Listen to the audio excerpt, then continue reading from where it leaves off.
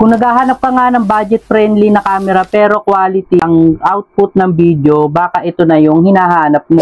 SJCam 4K Wi-Fi action camera na pwedeng-pwede sa kahit na anong trip mong video. Kung ikaw ay nagmumotor, kailangan mo itong mga gantong action camera para sa safety na rin natin, for security purposes na rin natin. And of course, kung ikaw ay nag-uumpisa sa mga vlogging at ang vlogging mo is outdoor, mas magandang meron ka na itong ganitong action camera. And then, napaka-compact niya, napakaliit niya lang, pero napaka-quality ng video niya.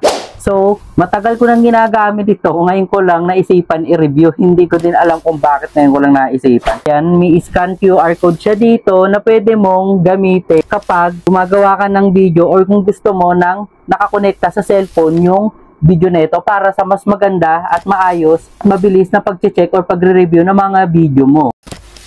Pwede mo siyang gamitin sa cellphone, i-scan mo lang ito, or pwede mo siyang hanapin sa Google Play Store, yung SJCam, i-type mo lang yun, makikita mo yung apps yun para ma-connect mo ito sa cellphone. Of course, sa box niya, ang walang kamatayang manual. May kasama siyang charging cable na micro USB. Kasama na rin siyang mga accessories kagaya nito para nga mas madaling ikabit sa helmet ng mga motor natin kahit na anong trip mong video kagaya nito. Of course, ito pwede mo siyang ikabit lang din doon sa handlebar ng motor mo. Kasama na rin siyang waterproof case. Of course, ito yung mga gantong accessories para mas madali mo siyang magamit. Ngayon, pagdating naman sa quality ng camera nito, naka 4K na rin ang videos nito. And then, ang photos nito ay maabot ng up to 16 megapixel. So, malinaw na rin, hindi na siya ganun kababa. And then, tatry natin ito.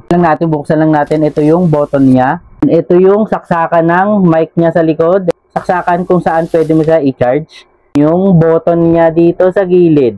Then, of course, ito yung Wi-Fi. So, kaya siya Wi-Fi. Pagka gusto mo siya i-connect sa cellphone, i-on mo lang yung Wi-Fi niya. Kasama na rin yung battery. 3.57 voltage Lion battery, 900 mAh capacity. So, hindi siya ganun kabilis malobat. Salpak mo lang yan dito. Babalik lang natin. I-on lang natin to. Ayan, makikita nyo naman yung indicator niyan. Yung kulay blue. So, i-on natin to. Papakita ko sa inyo yung output. I-connect ko lang to dito sa cellphone natin. Makikita nyo na nakakonect sa cellphone natin. Ayan yung apps ng SJCam. Yung kagandahan dito sa SJCam na ito, pwede mo siyang i-connect sa cellphone. Pwede mo makita yung mga ginagawa mo, di ba? So ayan, di ba? Napakaganda niya, napaka-compact. Kailangan ko ng ilaw. So ayan. Ayan ang itsura niya pag gumagana na siya sa cellphone natin. Kapag naka-install na yung SJCam natin. So yun, shoutout, TNW. Sa susunod, ipapakita ko sa inyo yung output nito outdoor. So yun, kung nakita nyo naman, di ba, napakagandang gamitin talaga nito kasi nga, pwede mo siyang i-connect sa cellphone. So yun, sa susunod, kung gusto nyo makita yung output nito, outdoor, ipapakita ko sa inyo, ikakabit ko to dun sa helmet ko.